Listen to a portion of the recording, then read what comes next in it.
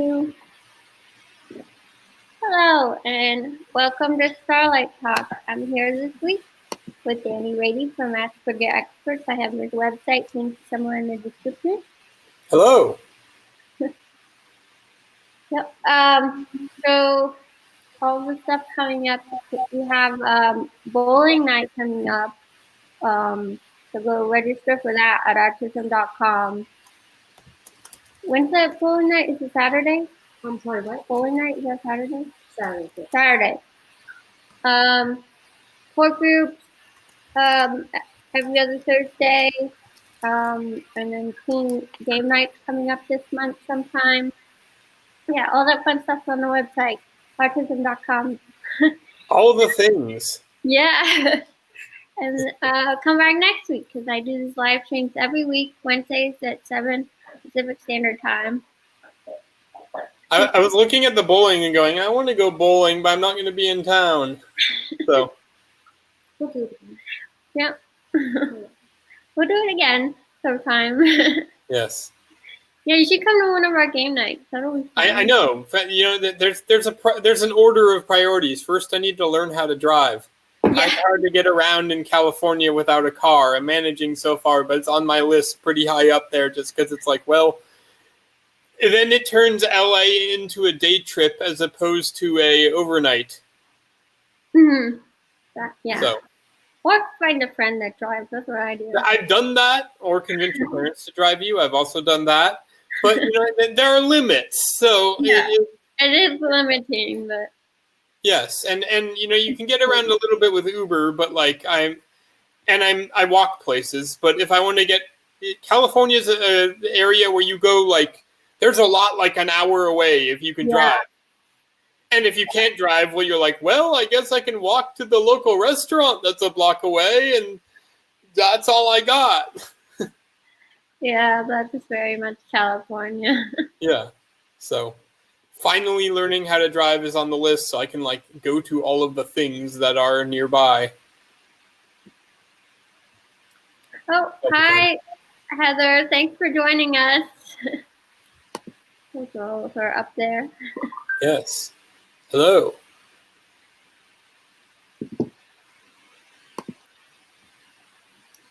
Yeah. So I didn't pick a topic this week. I just realized that. So. I mean, we can talk about what we always talk about. Yeah. We both have stories to share about all of the horrendous mistreatments we have and perspectives we've gained and sort of where we're at in life and what we're doing. And I think it's interesting that like both of us have sort of taken the path of like doing our own thing. And like we both have side projects and our main thing of helping people and sort of do. I've recently been looking at houses to move out. And Ooh. So they ask me all the questions like, what is your job? And like, how consistent is it? And I'm like, how do I explain this? Yeah. So, but I've been like, last time we talked, I remember I had like the adultish hat that I wore all the time. Yes. And I've recently really felt like I'm an adult now. I know. Yeah. Nobody like tells you this. It's just one day you wake up and be like, I feel like an adult. Like I am almost 30 now. I finally feel like an adult. Yeah. I turned 29 a month ago, and it's like, okay, I am officially like adult, where you're like, when you are in your 30s, you are officially not even young adult at this point. So for me, it also feels like we're like 23 next month, and I'm moving out on my own, and I have a job, even though some people don't believe me. And so I feel like a lot like an adult, especially because now a lot of my friends have left college and they're like, what am I doing? And they're like coming to me and asking questions about things that I've been doing for so long. And I'm like, wait a minute, but I'm the one who's behind because I didn't. I know. You're like, what do you mean you're coming to me asking? It's so weird when you're like, you mean I have value and worth and people are coming to me for like advice of like, genuinely not as like a token gesture of the disabled kid, but like because they actually care about the advice. Like when I learned all of these skills, I learned to be able to run Asperger experts, online marketing, advertising, graphic design, video production, et cetera, et cetera. I had like all of my friends, because I was like quasi adjacent to the theater world in high school, so sort of like media theater. So I had all my media theater friends coming and being like, so how do you do the marketing for all this stuff again? And I just sit down and talk to them about it and like critique their website, and like, they're selling photography services for weddings or whatever. And I'd be like, okay, change this, do this. And they're like, wow, thank you. And like, I got 3 new clients. I'm like, wow, all right, cool. It's nice to be appreciated for what you want, for what you can provide to the world. Yeah, for sure. So are you moving into an apartment with just you, or is it going to be a roommate situation? I have 2 housemates, Lillian and then another friend I've had since middle school. And we were looking at apartments, but now we're looking at houses because Lillian decided she needs a yard for Luke. It got really difficult finding an apartment that worked for Luke. Yeah, finding an apartment with a yard is an interesting endeavor. Yeah, so like we found some with like grass right in front, but she's like, what if she has like all these worries about him and going to the bathroom in a shared yard, like, and I get that. It's funny though, and knowing all I know about the environment, which is something that you hear me rant about all the time on Facebook. Like moving into my new place, I'm moving on October 14th or something. Can't be more excited.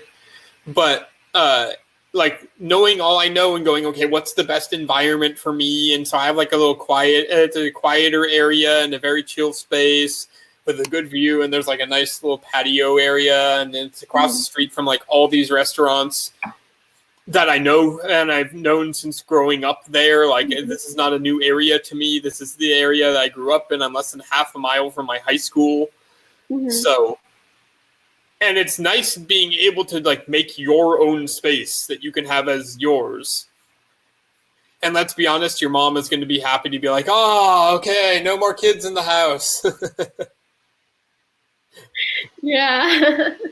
Well, she still has two others, so yeah. But less chaos for sure. Yes. What was that question you put up there? There's a question. What help if you needed a lot of help with executive functioning skills to stay motivated and focused on career path? I would say mostly like, if you're not motivated and focused, you're probably in the wrong path. Yeah, I agree with that. Like, I think we both wake up and we have our off days, but assuming we are capable to do the thing, we do the thing gladly. And the focus is not hard for somebody with Asperger's if it's something they like. In fact, it's kind of the opposite of like, oh crap, it's been 14 hours and I haven't eaten. I mean, my motivation and focus, I actually, like, even on like sick days, I like feel bad. I'm like, I don't want to be sick. I want to be doing Starlight talks, and I want to be doing, like, I felt so guilty. Like I was taking like a month off from Starlight talks, and like when it would be like 7 o'clock, I was at like Universal Studios one day, and I was like, I should be doing my Starlight talks. I was, I've been in the hospital overnight twice in the last decade for 2 various different things. And both of those times, like, I kind of been working. Like, I remember it was like 2011 or something. I was in the hospital for a lung issue, and I was attending a webinar on some marketing thing. And this is like a year before AE got started. And people are like, Danny, are you in the hospital right now on this webinar? I'm like, yeah, I'm bored and there's not much else to do, and there's nothing wrong with my voice, so here I am. And it's like, but you're in the hospital. I'm like, I know, but there wasn't anything good on TV. And I'm lucky to be in a career that allows me to jump into a project, take a break from one project if I'm lost my motivation on that, and jump into a new one. So I'm able to do like my photography stuff. Like I have a booth at the hometown fair coming up the first weekend of October. And then I'm able to like work on these workshops and do my live streams. And so like if there's a week that something comes up, like we've had different events, like premieres of something related to autism or different autism conventions. Once in a while I skip Starlight Talks to go to those because it's Yeah. So I'm able to do that, which is super nice. I know like a lot, not every career lets you do that, but it's really nice for me. Okay, I'm burnt out in this one area. I need to rejuvenate myself in another area. And I'm able to go to the office and be around people, work with other people. And then if I can't, I can work from home. Mm-hmm. So I've never been like in a traditional job because I've always done film and I've always done like art and this kind of stuff. So I don't know like if you're in like a 9-to-5 job, like how you would deal with that kind of. I have done a little bit of that, and for me, it was just a lot of self-care and a lot of So like the jobs I were doing, I did the theme park ride operator for a summer. And you have regular hours, and you need to show up and work your shift, and you're standing there and pressing the button and saying, "Please, fasten your seatbelt." Okay, the ride's moving now, and you click the button, and then you wait, and then do the same thing over and over and over and over again. And it's kind of boring, but I just made it fun. Like I was working on one of the pirate ship swinging rides where you get in the thing and it goes woo woo woo, right? Mm-hmm. And one of my favorite things to amuse myself would be to tell everyone to put on their seatbelts, because there weren't any seatbelts. It was the bar that would lower, but everyone would look down and where's the seatbelt and then laugh. And it never. I'm easily amused, so it never ceased to entertain me. The guests seemed amused as well, and like that's how I managed to stay sane. When I was working, there was this roller coaster where it would pull you back up this hill and then drop you, and you'd go through the station again really fast. So because it had two sides that you loaded on, we had two ride operators.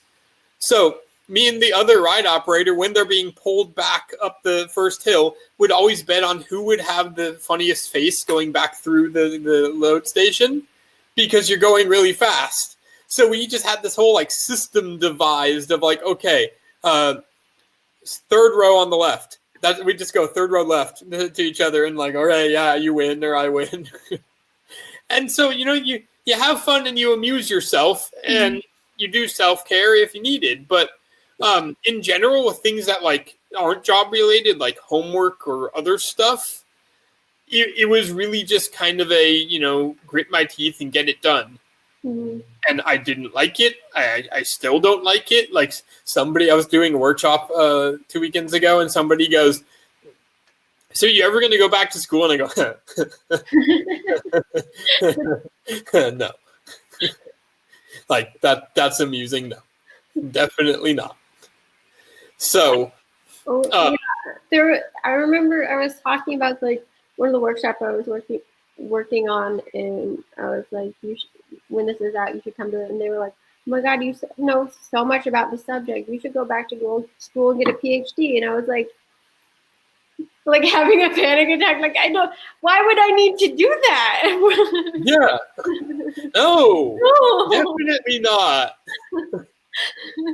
Like, that sounds terrible. Like, I think you and I both built our lives around, rather than trying to like fit ourselves into the mainstream or have the mainstream accommodate us. We're like, I'm just going to be over here doing this other thing. Like, I'm going to be honest here. About 5% of the reason why I'm moving to where I moved to is because I'm not even across the street from a Mexican restaurant. Like, if I want tacos late at night, like, it's 8 p.m., I'm hungry, I want tacos, I can just go and get a taco. It's right there. And that's like, that works perfectly for me and my lifestyle. And it's great and wonderful. I'm going to miss being across the street from the yellow vase. Oh my God. Right? Like, it's kind of dangerous, but then in a different way, you're like, all right, I could like this. And I have been at many a time when you find yourself like, oh, I used to live across the street from a Qdoba, which is kind of like a Chipotle. That was dangerous. That was, I was there 5 times a week, if that. So, but the point being is that we've both kind of learned to match the world to us and find things that work within our style and how we like to live. And not just saying, well, I need to go to school and then get a full-time job that's a 9 to 5 doing something I don't like because somebody said so. And Nicole, that's true with Nicole saying, Aspie's doing career, do it with passion, won't be hard unless the environment is toxic. So, physically or otherwise, if the environment is an issue, then we have overwhelm. Can you imagine like trying to do this, but like doing it in a cubicle every day where like people are looking, no, just God, no. Like, so here's the thing. Like I work from home, it gets boring and lonely, so I'm probably going to join a co-working space. But dear God, I'm not going to go there to work. It's like a whole bunch of people in an open space doing work, and there's all sorts of things happening. It's really distracting. You go there for the social events and like to hang out with other people and like meet people and maybe like pretend to work for an hour around lunchtime or something. But the actual like focused work gets done at home. I get to work when there are other people around. That's not how I work. Yeah, we've had a lot of talks about like way down in the future. There's a new facility being built for the friendship circle, us, and then a school. And they've been talking about all these different configurations of the building. And I'm like, well, if the building is built a certain way, we will not be part of the structure because we won't be able to get anything done. Yeah. But if it's built to what our needs are, then we're going to be there every day and enjoy it and love it. And so like different ways that they've decided on the building, I'm like, ooh, or yeah, because it's so important. Yeah. But there are some like, yeah. And it's funny, like even if you go to a space that's already built, you kind of still figure out the ways to make it your own and find the spots. Like in the neighborhood I used to live in Seattle, there would be times where I'd be out and I'd have to do a phone call or coaching or stuff. So I managed to find like the little weird spots I could sit and take a phone call even in the winter where I wouldn't be like in a random coffee shop and it's loud and I'm going, yeah, hello, the thing you need to do to help yourself is, and it's like, that's not something that you really do. I did that once in a Starbucks and they didn't like it. Everyone's kind of glaring at me.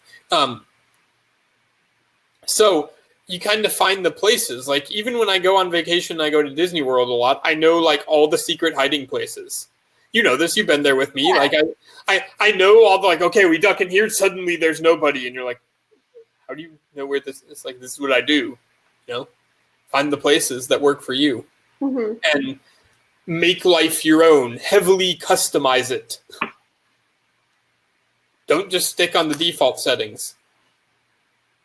For sure. We got another question from Heather. How about advice for kids, as lots of whom have fixation addictions of video games that seem to interfere with mental health? If you see this as an addiction issue or avoidance of life beyond the screen thing. I see that as neither an addiction issue nor avoidance of life, actually. I see that as them hiding because they're overwhelmed and they're using the self-regulation skills that they have. Yeah, I agree, because I was definitely someone who people thought were on the computer too much when I was like around middle school age, I think. And it tends to be a trend where it happens around 11 years old to like 13 years old is where it starts. And it just, for me, was the I learned so much from that time about how to socialize because I didn't know how I feel like I lost a lot of social skills going from elementary school to middle school because all the rules changed. I felt like I had to start over. Yeah. And so, but I was able to talk to people and started um, characters online with other people creating characters. So and in that way, I was able to not be as vulnerable and try out things and test out things, and then that would translate into real life. And those skills I took away. I didn't know I was doing this, and then other people so I was writing, but other people used video games, books, movies. You and I did the same thing. I sat literally right here, basically most of my childhood, like in this exact spot, and I played, or maybe like a foot that way, but I played Neverwinter Nights, which was a role-playing video game, and tried out all sorts of characters and learned social skills through roleplay. Well, the warrior books were really big, so there was like a play where you were cats, and I didn't want to be a cat, so I was a dog, like with all the cats. I remember, and it was a writing thing. I got really good at writing. It was like a role play writing. Yeah. And so like, and then over time I was elves and all different creatures, and so like I did fantasy stuff, I did horror stuff, I did all different kind of stuff as I grew up, and it got more complex too. And so that was really interesting to me, and so I did a lot of that, and then me and Lillian did it together. She joined me later on. And yeah, so that's how. So for me, it was like a skill I needed, and I found a different way to learn it, and it was meeting the requirement of friendship when I really wasn't able to fulfill that. Because for me, I really needed. What I realize now is I don't really enjoy hanging out with someone and just like shooting the breeze, which is what most middle schoolers did. Yeah. I like getting vulnerable and talking about real stuff, which was very rare. And so I would hang out with people all day, but didn't fulfill the social need that I had, and be like, why am I so exhausted? Why do I still want to hang out with someone? And so I got some of that online. Yeah, me too. You hang out with the people who are real. Like now in my adult life, I love going to like workshops or multi-day retreats where people are there because they want to go and deep dive into the thing, because they aren't, they've gotten on airplanes and paid for their way to go to this thing for a reason. So you could talk to them about that subject and you can be completely honest. Like, I'm going to Orlando in a few days because they're doing a new nighttime fireworks show at Epcot, which only happens like once a decade. So all the people that are going to be there, I'm going to hang out with, are going to be like the Epcot nerds. So I can go and talk to them all, and we can just be real about it and not go like, so how's the weather? We can like, let's be authentic and real nerdy. We got another question. Wow. For video game addiction, my ASCII-26 feels he's addicted, yet it's a comfort. How to break it or try. So Kiki is asking how you get away from the computer when you have that sort of need. And for me, it was like creating an environment offline that felt as safer than the online environment. And the way my mom was able to do that was one of my other addictions I used for the same reason was books. And I loved really long series because I could become attached to the characters and be with them for a long time, and they felt like my friend. And my mom started reading books with me, and then we talk about the books. And when she didn't judge me or correct me or make me feel uncomfortable when talking about this not as vulnerable situation, then we were able to talk about more vulnerable stuff like school and problems I was having and all that kind of stuff. And then I was able to go to her instead of the computer for more things over time. Because here's the thing. This is the machine of easy wish fulfillment.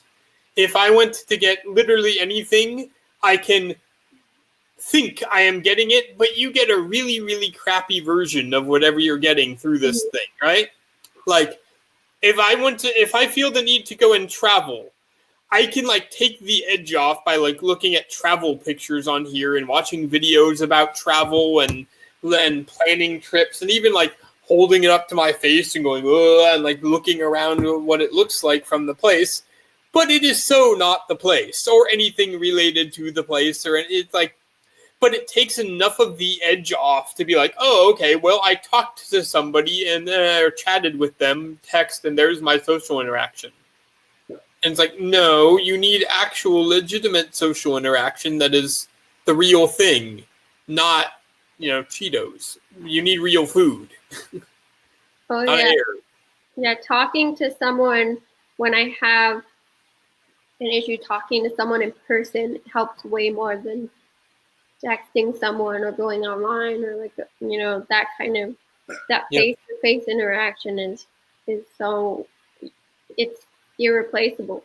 So like as soon as you start creating connections offline, you don't need the online ones as much, but sometimes it takes going online to learn how to go offline. Yeah, for sure.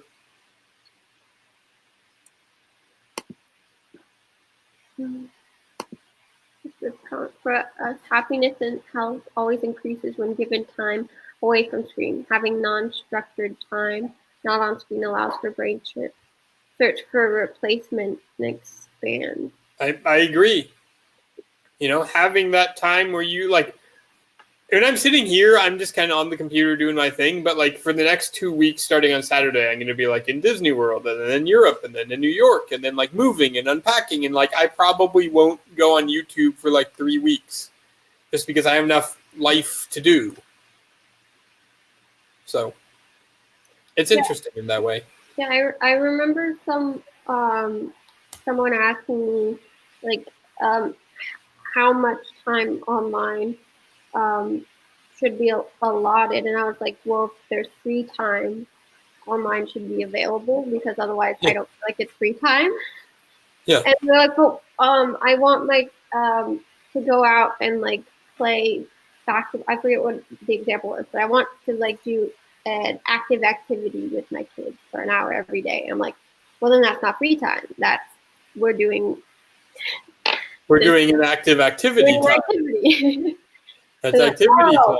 That makes sense. You can't be like, it's free time, but you have to do this one thing. Or you can't do this one thing. Like, it's not, then that's not. Yeah. So like, you can make that part of your schedule and be like, this is a allotted time where we spend to get time together as family, or this is time that we're exercising or whatever. But if you're allowing for free time, then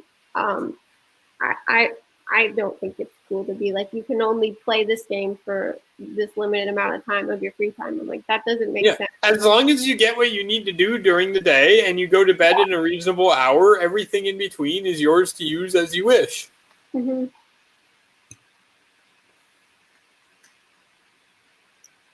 So that's how I really get all that other stuff met is you have a lot of time during the day where you cannot be on the computer. Like, especially if you're a kid in school, that's 8 hours a day that you're not on the computer. Where I feel like at work I need it a lot I'm on the computer now. Yeah, me too. Where I couldn't use it at all at school. So I find that really interesting.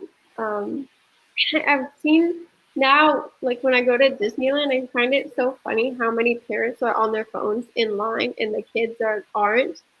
Well, to be fair, there is a very good reason to be on your phone, at least in Disney World. I don't know Disneyland, which is weird because I live like 2 hours from Disneyland and like across the country from Disney World. There's an app now for the park. Yes. So in Disney World, what you do, the reason why you're on your phone is because you're getting your next Fast Pass. Mm-hmm. But most people don't know that, so they're just on their phone going I wonder, like watching videos or something. What's new in Twitter since I last checked 5 seconds ago? I find that really interesting. Like, I remember going with just my dad, and he like was whatever at the time, obsessed with Facebook, and I couldn't get him off his phone. And I remember yelling at him, "Get off your phone! Boy, we came all the way to Disneyland to spend the day together." And I saw like so many like parents going, "Oh my god!" I say that to my kid all the time. Yeah. Funny situation that I remember. So we got Robin asking for advice. My son is looking for his first job plus attends college 4 days a week. How many hours of work would you suggest at the start of a new job? He is not very social, and I'm worried how many hours on this new job will be overwhelming. I don't have an answer for this because I don't know your son, but the thing with overwhelm is that, like, it's more about what you do afterwards to do self-care. Like, a very obvious example would be, let's say that you just get a job doing manual labor. Move these rocks from point A to point B. We'll keep it very simple, right? There's a certain point where you go, I'm worried that the work might be too physically overwhelming. It's like, well, not if he doesn't, like, stretch and you know, work out and do the work needed to maintain himself. But if he isn't doing the work needed to maintain himself emotionally, then it's going to be really overwhelming. Mm-hmm. So other than that, it depends on the job and it depends on him. I would say get a part-time job because to a certain extent, that's going to be controlled by them. And really, at the end of the day, you just need to try it, test it out, and see. Yeah. And for me, I found that school was more overwhelming than work. Yeah. I've enjoyed all my jobs that I've done way more.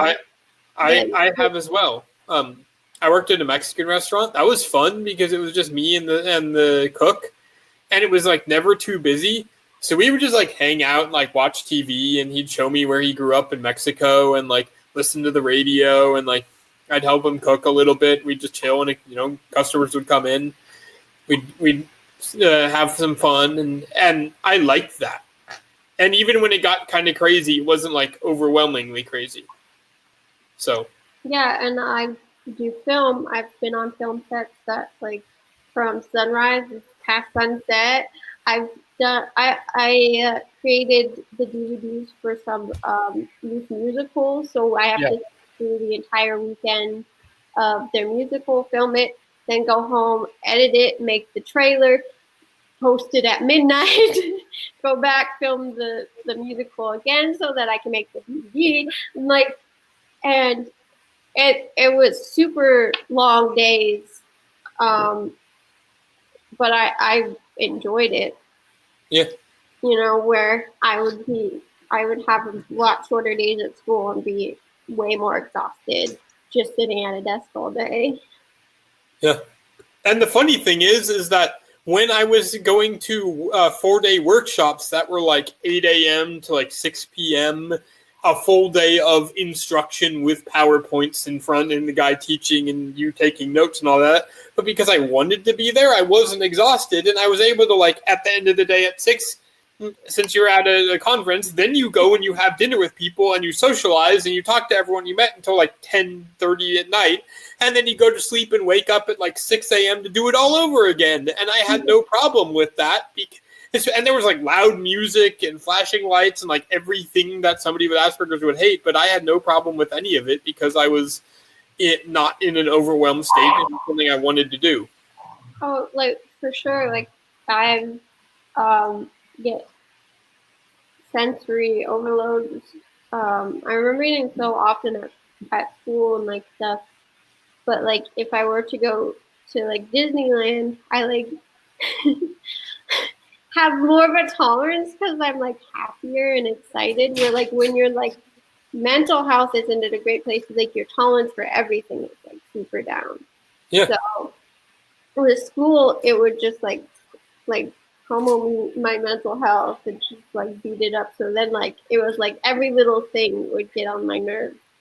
Where when I'm out somewhere, like I go to a lot of conventions that are really loud and have a lot of people and have a lot of stuff going on, and I'm able to handle that way more because I'm I'm looking forward to it, and I take care of myself, and I know what to do in those situations.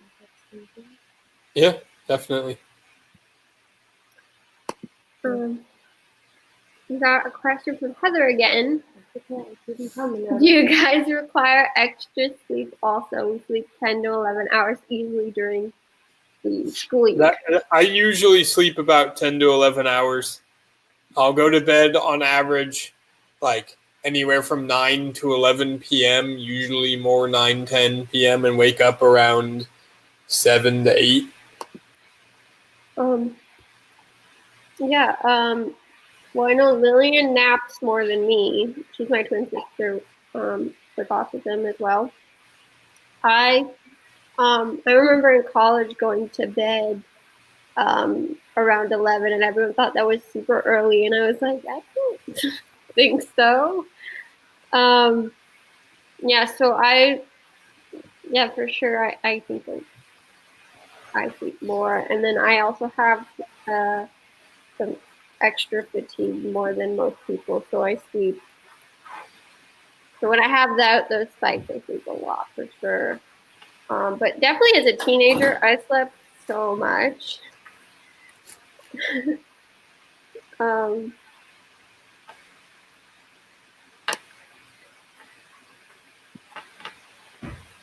Like I sleep, but I don't nap. I just kind of rest during the day and like take time to chill and relax and like, oh, it's 2 p.m. I don't have anything going on for another 2 hours. I'm gonna go take a bath. Just enjoy. There's a lot of that. Yeah, I like I did a lot of meditating when I was younger without really knowing that I was meditating. I like had this chandelier that had like that I didn't like because it was pink and I hate pink, and it had like these cherries and I don't like cherries, and so I hung a bunch of things from it that I did like I made like these art supplies and I hung yellow things, and I would like hang. I would lay underneath it on the floor and like look up at it and just like be hypnotized by it. Your mom would come in and be like, "What are you doing?" Yeah, I remember like, why are you always laying on the floor?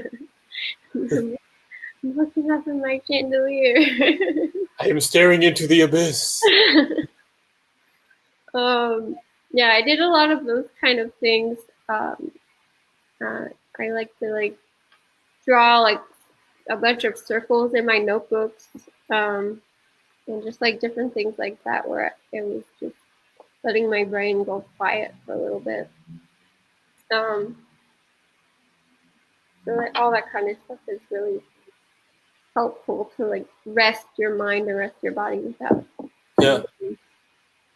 And like for me, it's all about water, like baths and showers. And there's a reason why the place I'm moving into has a hot tub. Like I'm gonna make use of that thing. And I'm in an area where the weather's usually nice year round, so it's outdoor hot tubs. So it's like, oh yeah, every day, like just hang out in the hot tub and just enjoy life for a little bit. Like when I was at a different college in Lillian, she was like an hour away. I would go visit her on sometimes on the weekends, and she had a port swing, and I love swings. And I'm like, let's go out to the port swing, and I like stay there for like hours just swinging. And so when we were looking at apartments, one of the apartments had this communal area with a port swing, and my mom's like, well, that's it, Chloe's moving here. So I just love swinging. So little things where you're like, oh, I'm so going to use this. Yeah.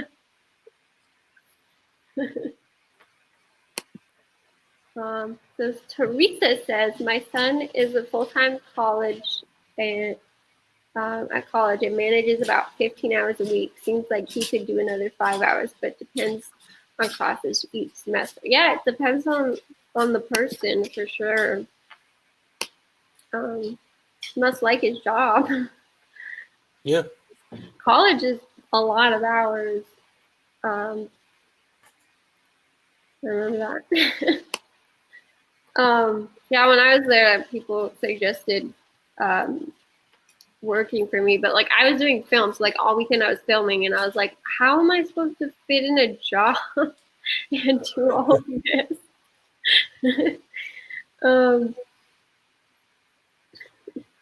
But everyone's different because I knew other people in my film class who had part-time or full-time jobs and doing what I was doing. I was like, oh my God. Yeah.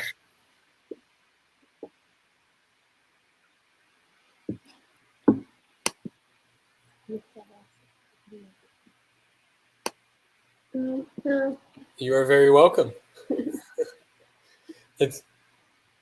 It's weird how I can be doing the same exact thing, and if I don't enjoy it, like, it overwhelms me like that. But, like, I don't like crowds, except when I'm in Disney World with 100,000 other people, and there's, like, all sorts of, and it's hot, and it's the middle of summer in Florida, and there's, like, 90% humidity, and, like, I'm like, oh, yeah, let's go, and everyone else is like, and I remember dragging your family around, and everyone's like, I'm like, come on, like, we have things to do. I know, my family can be so slow. Yeah. It's a whole nother. It took us an hour to get from the back of Epcot to the front. That's like a 15-minute walk. I know.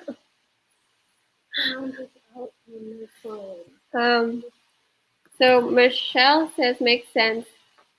Sometimes getting overwhelmed makes me pause everything. Do you have any advice? I mean, to me, that you're pausing everything because you're overwhelmed, and that's how you stop from getting overwhelmed. Here's what I would say. Right now, the order of events is get overwhelmed and then pause. Try switching it. Pause, then you won't get overwhelmed. Like, take more time to pause intentionally throughout the day and just relax, and then you won't get too overwhelmed to the point where you need to pause. Yeah, I would say check in with your body more often and see what it needs and meet those needs. Yeah. Before it gets to that point. Yeah. Because your body might be telling you something that you either are brushing aside is not as important. I need to get this done. Like, you might be like, oh, I'm a little bit thirsty, but I can do this first. I can do this. And you push it off. And then it's like, oh, I'm dehydrated and have a headache. Yeah. Where if you just took a sip of water, that wouldn't have been a problem. Or right? just like have it right here, then you just sip on it throughout the day, and it's not a problem. Yeah. So that also, like, those emotional needs need to be met as well. So it's like, oh, I'm getting a little bit overwhelmed. Let's take a break for 5 minutes. Then you don't need to shut down. Yeah.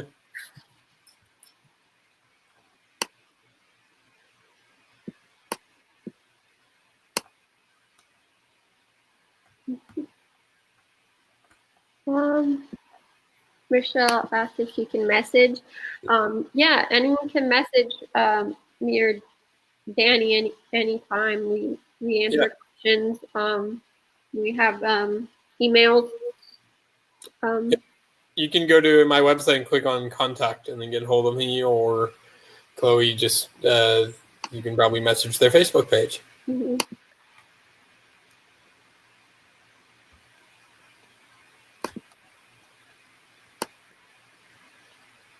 What else we got? I'm looking.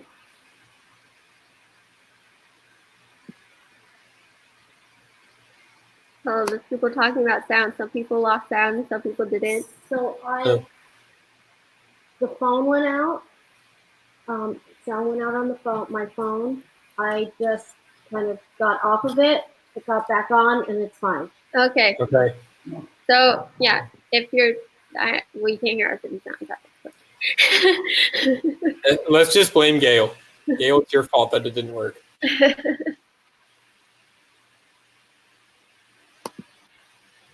We got this comment from Michelle. I work from home, and most times I stay at home most days because of stimming and getting looked at differently. Yep. Hey, here's the secret. When you work from home, you can just totally be you. You don't even need to wear pants if you don't want to. But really, like, I work from home too and do all the same things because, like, I am at home jamming alone with pants on. But I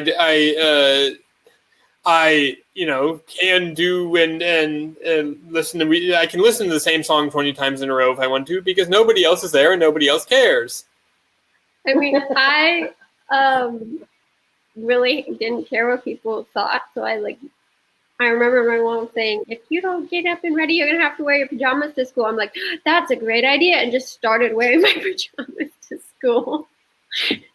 And no one really said anything. And in college, like, it's super accepted. I don't know about other grades, but I remember in college, like, so many people would come to class in their pajamas. So, so I've definitely still done that once in a while. Like, I go with my mom to the grocery store, whatever I need to do in my pajamas. I try not to meet clients in my pajamas. But yeah, it's just like, as long as it's not interrupting anyone, I don't see how, like, stimming is. Yeah, let them be freaked out about it. Like, it's their issue if they have a problem with it.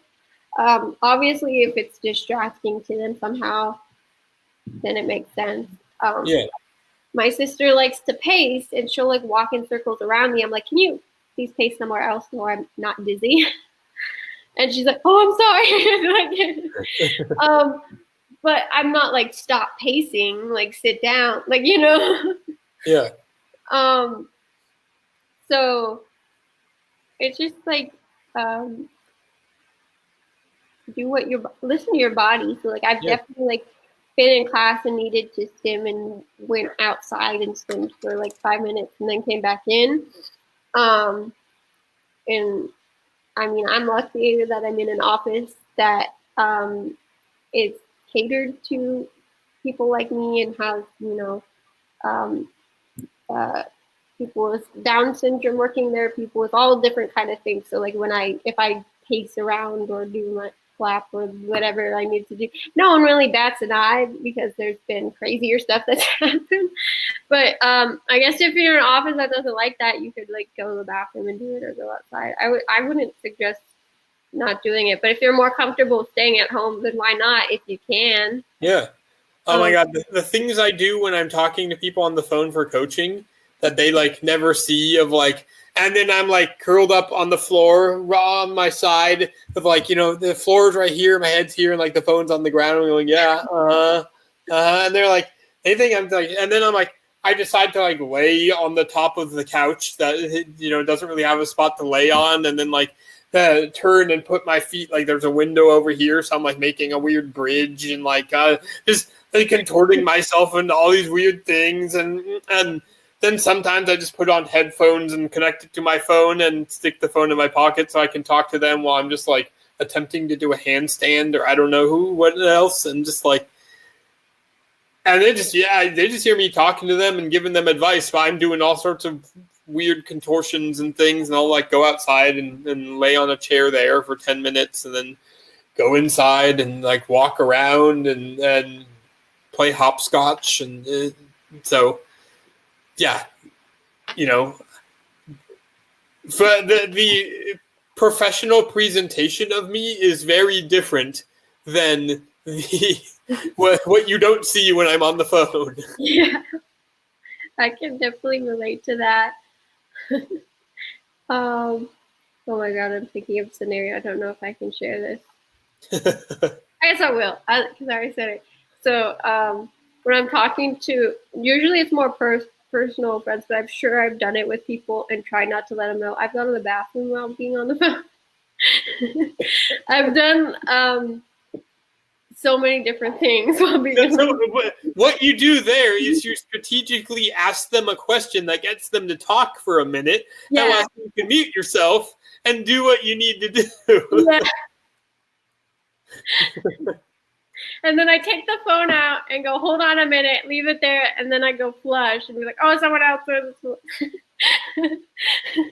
But the point being, you do you, like, and we both kind of developed our life around what works for us as opposed to trying to adapt to society.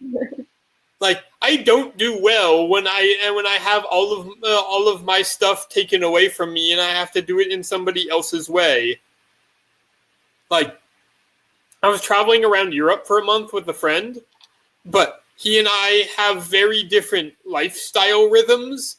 Like, he doesn't ever want to eat. And I'm like, but what about breakfast? And he's like, we don't need to eat breakfast. I'm like, but I need to eat breakfast. And it was causing all sorts of issues.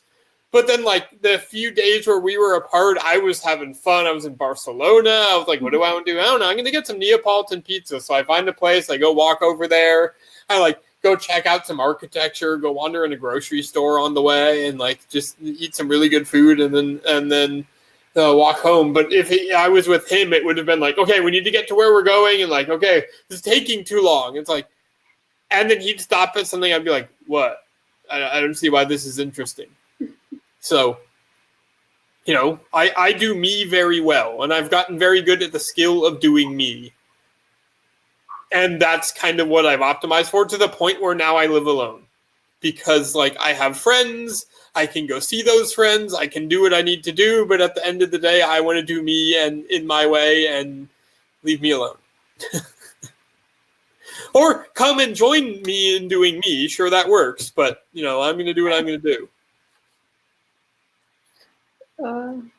I get that, but I seem to be the opposite, be very adapting to like other people, Yeah.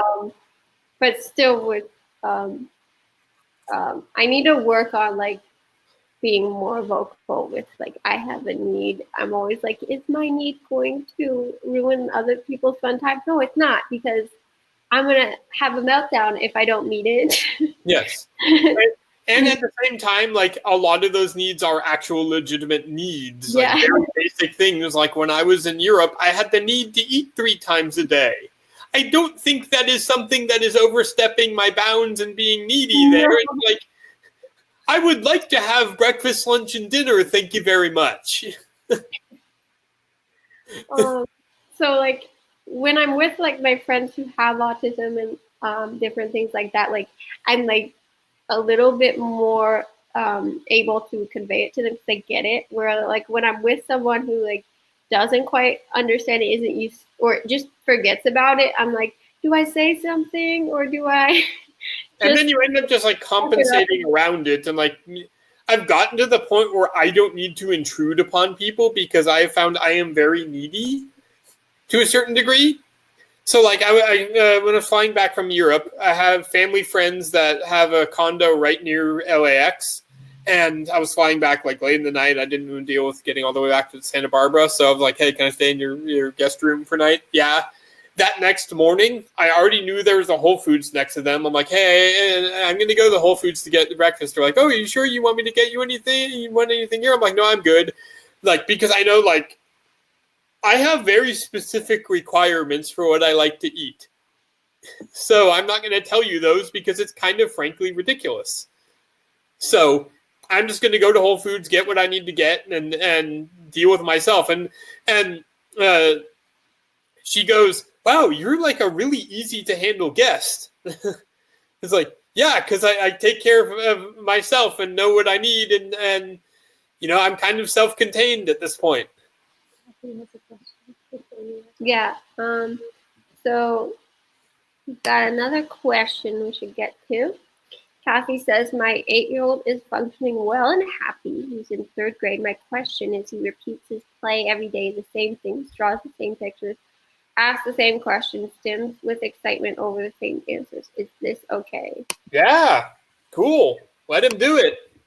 Yes. I arranged myself awkwardly on it. So that was, I was very similar when I was younger. I felt like, especially at like the younger age where like everything is decided for you, like every single decision, and I felt like that lack of control. So that routine was like made me feel more in control and like knew what to expect, because everything's so overwhelming for kids because everything's brand new. Yeah.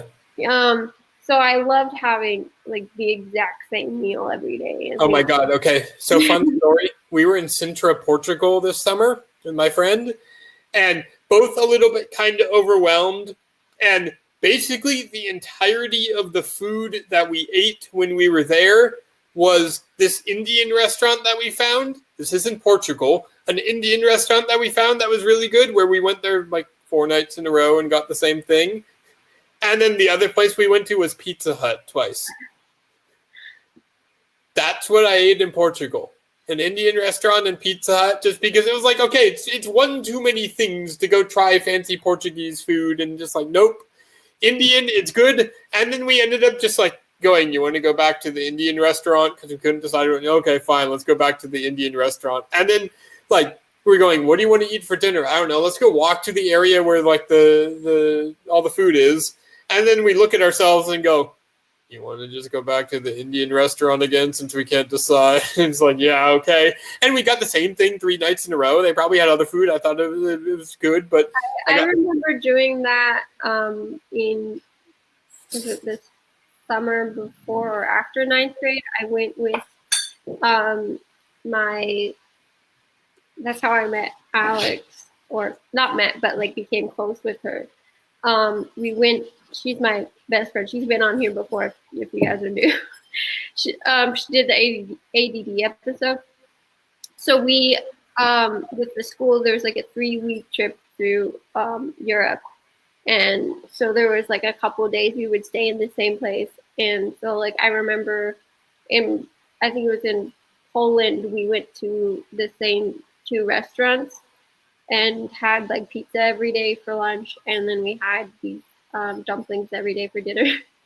And because once we found a place we liked, we were like, why go somewhere different? And then, yeah, exactly. I like this place. It's good.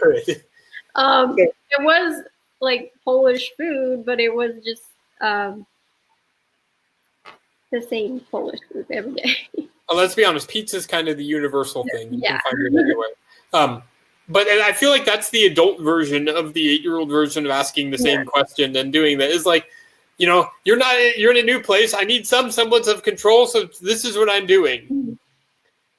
Yeah, I remember when I was little, my internal clock would go off, and I was pretty close to nonverbal outside my family. So like I would be staying at my grandparents, and my internal clock would go off like, oh, it's lunchtime, and then I'd just go sit at the table and wait for my food to be placed in front of me. Like I'd be like just sitting there, and my grandparents would walk in and be like, what are you doing? I'm like, I'm waiting for lunch. What are you doing? It's lunchtime. Like that's how much I love my routine. It's like I just expected these certain things to at the same time. And I'm pretty sure my my parents left the schedule of like what my routine was. And they just never followed it, but I expected them to every time. But it's lunchtime. Where's the lunch? Like I'd be playing with my sisters, and then I just like get up and walk away. They're like, where are you going? I'm like, it's lunch. You know, I hear that's like what like all of Japan does. They'll look at their clock. Sorry, like middle of conversation. Sorry, it's lunchtime. Yep. That was me. Let's see what other. Oh, there's someone who says that they love their rocking chair just like I love I love swinging. Yeah, I love rocking chairs too.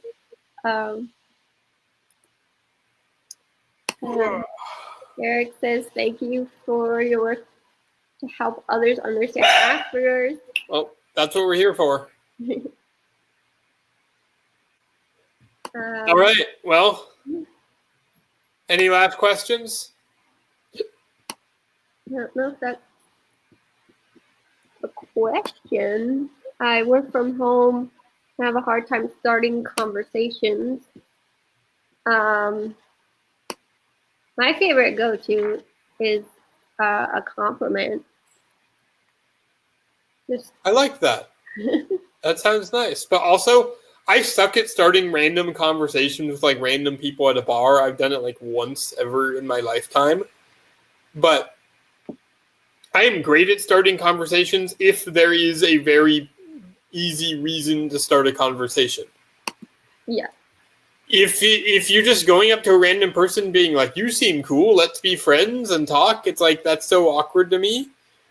But it's like, if you're at a thing, I'll give you an example. If you're in line at Disneyland for a ride and you're waiting, and it's easy to turn to the person behind you and be like, is this your first time here? You start talking. There's a conversation to be had there. But just like random person on the street waiting for the bus, what are you going to say to them? Is this your first time on the bus? Like, what? No. So. I found that my yellow is a conversation starter because I wear yellow every day. And so, like, even when people haven't seen me multiple days, like, my outfit stands out. And so that, and they'll ask, like, oh, about my outfit. And then from there, the conversation starts. Or they'll ask about my service dog.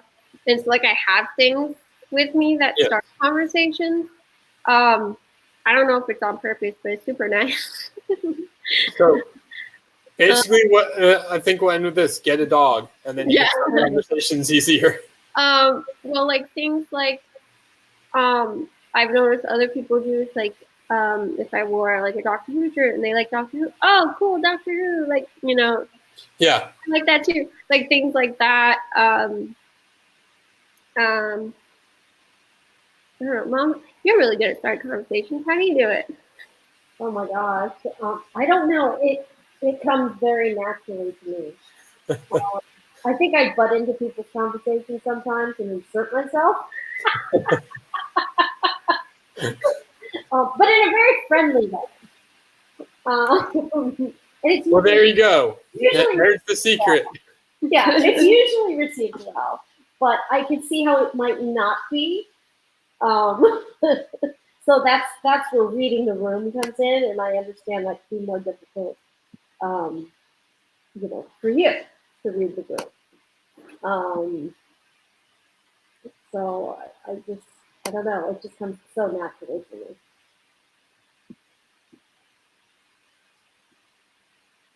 All right then. That didn't help. I don't have a. It's just a natural talent. If you're just born with that ability. And for all of us other folk, we just need to find common interests and go from there. But I think that's what I do. Like Chloe says, I'll see a Doctor Who shirt. I'm like, oh my god, that's my favorite episode. Or there's some commonality I seem to find.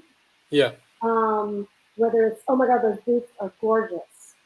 I love shoes. Mm-hmm. And so the compliment part is a good starter. See, but I'm a dude. I can't go up to somebody and go, "Oh my god, your boots are gorgeous." It's like true. But you can say that's a cool T-shirt. I like the. Well, I mean, if it had, just find something that.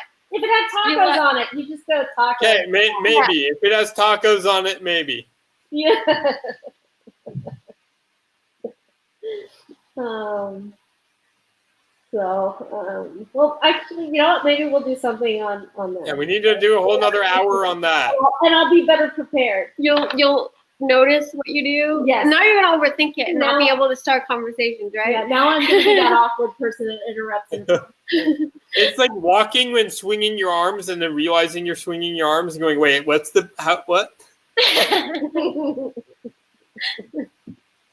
Oh my god. Yeah, I remember Lillian's pretty good at starting conversations. She and so I remember talking to someone was asking her about that, and she's like, you just have to find something about the person to comment on. And so she was coming up with examples, and the guy she was talking to was like, I like the first one. You said cool shirt. I'm just going to go up to everyone and say they have a cool shirt. She's like, you can't do that.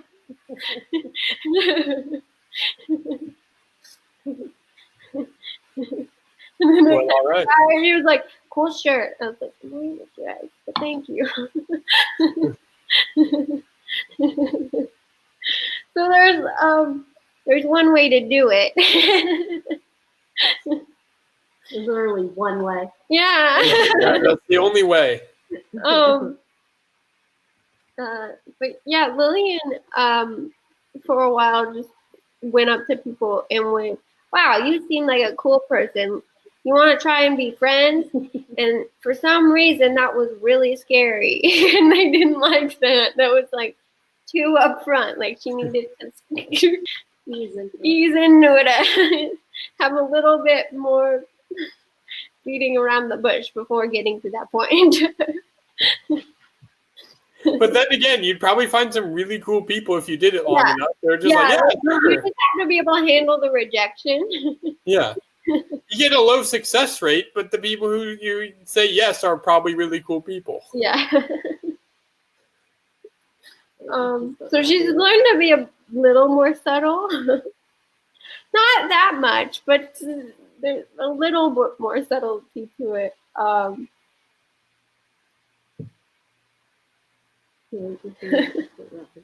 Well, all right. Well, thank you for having me, Chloe. This has been fun. This has been really nice. Yeah. Thank you for this nice talk. Thank you guys for all the questions. Oh my God, I haven't had like comments in such a while. Oh, I love questions. It's really engaging. Yay. All right. So if you didn't hear the message at the beginning, go check out OurTism.com. We have bowling coming up on Saturday, so sign up for our bowling night. We have support group every other Thursday. And we have team game night coming up this month. And next month there'll be more things. Hooray for more things. Let me know when the group Disneyland trip is. Nice. Oh yeah. Yeah, and check out Asperger Expert. I have that link. And yeah, and come back next week. I do these live feeds every week, Wednesdays at 7 p.m. And if you're new, go check out all. I have like so many. All the many. All the many. I was gonna say a number, but I don't know the number, so I don't know if to say a number. Yeah. So there's, and Danny's been in like 3 or 4 of them already. Indeed. So if you want more of Danny, there's a lot of Danny, and other guests. Yeah. So thanks for watching. Stay colorful. Bye.